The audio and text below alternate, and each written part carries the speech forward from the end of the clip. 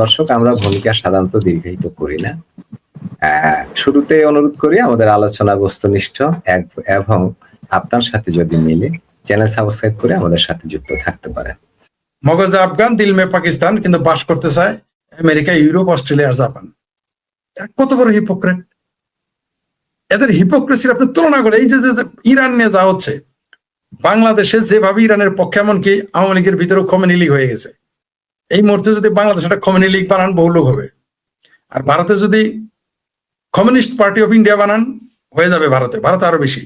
বাংলাদেশে এখন আপনি কমিউনিস্ট পার্টি বানাইতে পারবেন, কোনো সমস্যা নাই। কমিউনিস্টও যোগ দেবে, মুসলমানও যোগ দেবে, কিন্তু এদের ভিসা দেন ইরানে একজনও যাবে না, ভুলেও যাবে না। কিন্তু এই দেশের মানুষের মুখে অন্তরে আর এটা হচ্ছে আমাদের দেশের সমস্যা। এই যে যত সমস্যা দেখতেছেন আজকে, জামাতের আস্ফালন, এটা আমাদের বাংলাদেশের শুধুমাত্র কেউ দোষ দেয় আওয়ামী লীগের, সব দোষ আওয়ামী লীগের। আওয়ামী লীগের 70% লোক যে সরিয়ে আনছে, লোকগুলো কি তাহলে আওয়ামী লীগের ছিল? সবে আওয়ামী লীগের ছিল, কিন্তু এরা কেউ কিন্তু আওয়ামী লীগের ভিতরেও অনেক লোক আছে যারা সরিয়ে আইন চায়। সেটাই তো বলছি, 70% তাদের রিসার্চ আছে, 70% মানুষ। কারণ আওয়ামী লীগ তো এখানে বাংলাদেশে 50% মানুষ আওয়ামী লীগ করে, তাহলে আওয়ামী লীগের ফরিদ ভাই, আপনাকে একটু বলি, গত 15-16 বছর যখন আওয়ামী লীগ ক্ষমতায়, তখন আওয়ামী লীগ কিন্তু আওয়ামী লীগের মতো অ্যাক্টিং করেনি। আওয়ামী লীগ আওয়ামী মুসলিম লীগের মতো অ্যাক্টিং করেছে অনেকটা। এখনো কি বাদ আছে? যে হারে খমেনি লীগ, আমার যে কি গালি রে ভাই! যে খমেনি 60 থেকে 80 হাজার লোক মেরে ফেললো, যে খমেনি 1200 ছাত্রীকে, নারীকে পিটিয়ে মেরে ফেলেছে শুধুমাত্র মাথা কাপড় না থাকার জন্য, সেই খমেনির সাপোর্ট করে এই দেশের মানুষ। শেখ হাসিনা 2000 লোক মারছে, তাদের অভিযোগ, এটা সংখ্যা আরো অনেক কম। এই জন্য শেখ হাসিনা ফ্যাসিস্ট, কিন্তু 80,000 লোক মেরে ফেললো এই রিসেন্ট, তাতে খোমেনি ফ্যাসিস্ট হইল না। এই তেহরানের কোষাই এই খোমেনিরা ফ্যাসিস্ট হইল না, ফ্যাসিস্ট শেখ হাসিনা। শুধু তাই না, দুর্ভাগ্য যে এদেরকে আবার সাপোর্ট করে খোদা আওয়ামী লীগের লোক শেখ হাসিনার সাথে খোমেনির তুলনা করে। খোমেনি হলো একটা আলট্রা ফ্যাসিস্ট, তারা স্বীকৃত আলট্রা ফ্যাসিস্ট পৃথিবীতে। শেখ হাসিনার সাথে তুলনা পারলে এখন বঙ্গবন্ধুর সাথে তুলনা করে, এটাই শুধু বাদ রেখেছে এরা। আমাদের সৌভাগ্য অন্তত একটু তুলনা করে নাই, মানে এরা এই দেশের মানুষের ফরিদ ভাই, আর একটা প্রসঙ্গ, সেটা হচ্ছে জাতীয় সংসদের শোক প্রস্তাবে যুদ্ধ অপরাধীদের নাম এ নিয়ে কিন্তু নানা মহল থেকে সমালোচনা হচ্ছে, আলোচনা হচ্ছে। পক্ষে বলতে আমি কাউকে শুনিনি। এটা কেন হলো? এই যারা যুদ্ধ অপরাধী, যাদের বিচার হলো, তাদের নাম কেন শোক প্রস্তাবে আসলো? যে দেশ, যে সরকার, এই সরকারই তো, এই আইন বিভাগই তো তাদেরকে সাজা দিয়েছে, কার্যকর করেছে। আবার এই রাষ্ট্র, যে রাষ্ট্র দ্বিচারিতা হয়ে গেল না? এটা কেমন হলো? ওইটাই তো বললাম যে এখানে কে যে কি করতেছে, আরো করেছে তো। প্রেসিডেন্টের কাছে শপথ, এক শপথ, মানে সকালবেলা শপথ নিতে সমস্যা, বিকেলে আবার প্রেসিডেন্টের ভাষণ শুনলে সমস্যা। শপথ নিতে কোনো সমস্যা নাই, সংসদ সদস্য হিসেবে সমস্যা নাই শপথ নিতে, কিন্তু যখন তারা ভাষণ আসছে তখন অসুবিধা, মানে আদা খাবো আদার ঝোল খাবো না। এই দেশে তো এটাই সমস্যা। এই দেশের আইন আদালতে তারা সাজাপ্রাপ্ত, তাহলে তারা ওই কোর্টকে চ্যালেঞ্জ করুক, যেটা ভুল হয়েছে সেটাকে প্রমাণ করুক, তারপরে শোক প্রস্তাব আনুক, তাহলেও একটা কথা ছিল।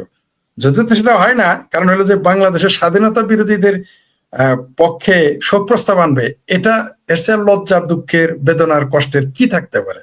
আর আপনি যেটা বলেন সবাই সমালোচনা, আমি তো সবাই দেখি না। বিএনপির সমালোচনা করেছে একজন এমপি, একজন ওয়াকআউট করেছে প্রেসিডেন্টের ভাষণে।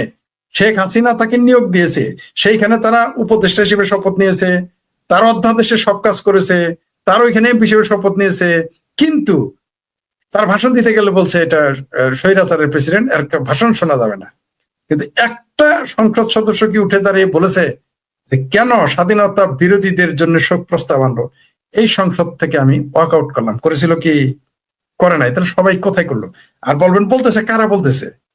আপনার আমার মতো কিছু মানুষ, যারা আমাদের কথাই বলতে দেয় না, তারা আমাদের মাঠে না হলে মেরে ফেলবে তারা। কিন্তু সেই ধরনের লোকগুলো কিছু বলতেছে, যারা মৃত্যুর ঝুঁকি নিয়ে, জীবনের ঝুঁকি নিয়ে। সংখ্যাটা কোথায়? এতক্ষণ তো প্রতিবাদ কোথায় তারা?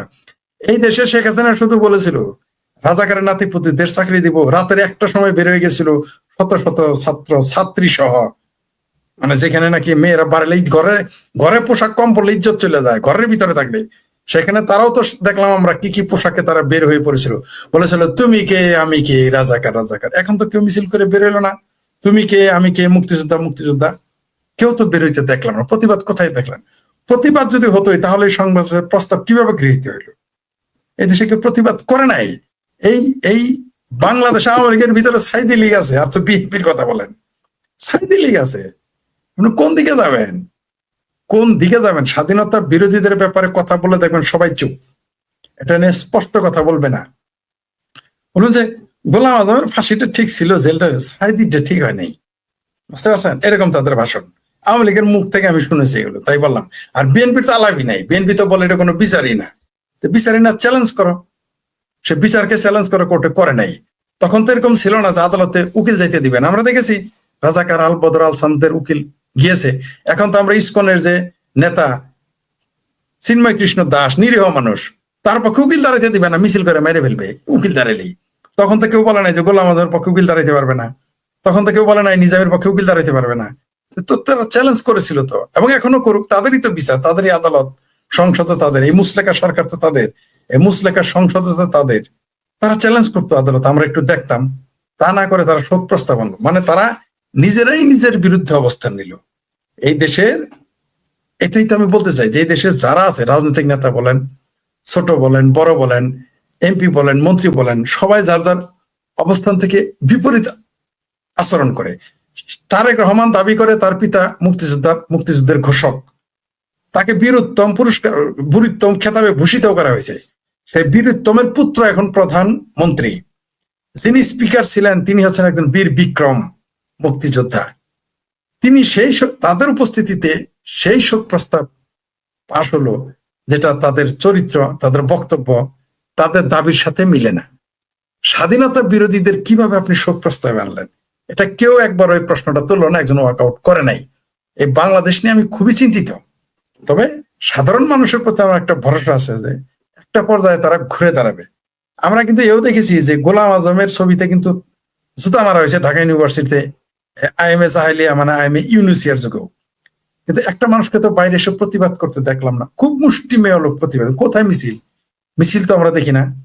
সবচেয়ে যেটা বিপজ্জনক, এই মুসলেকা সরকার, ইউনুসের আমলে, ইউনুসের তো ভয় ছিল, তার রাজনৈতিক দল ছিল না, সে পা পেটানোর সবাই জানি, তাই তার সেনাবাহিনী দরকার ছিল। তারেক রহমানের এখনো কেন সেনাবাহিনী দরকার? 12 তারিখ থেকে আজকে কয় তারিখ? তারা কেন এখনো সেনাবাহিনী ক্ষমতা, কেন মাঠে, কেন ম্যাজিস্ট্রেসি পাওয়ার নিয়ে সেনাবাহিনী মাঠে? একবারও তো এই প্রশ্নটা কেউ করতেছে না, কোনো বুদ্ধিজীবী লেখে না, হয়তো কিছু মানুষ লেখে, অধিকাংশই নীরব। কই এখন তো কেউ কথা বলে না।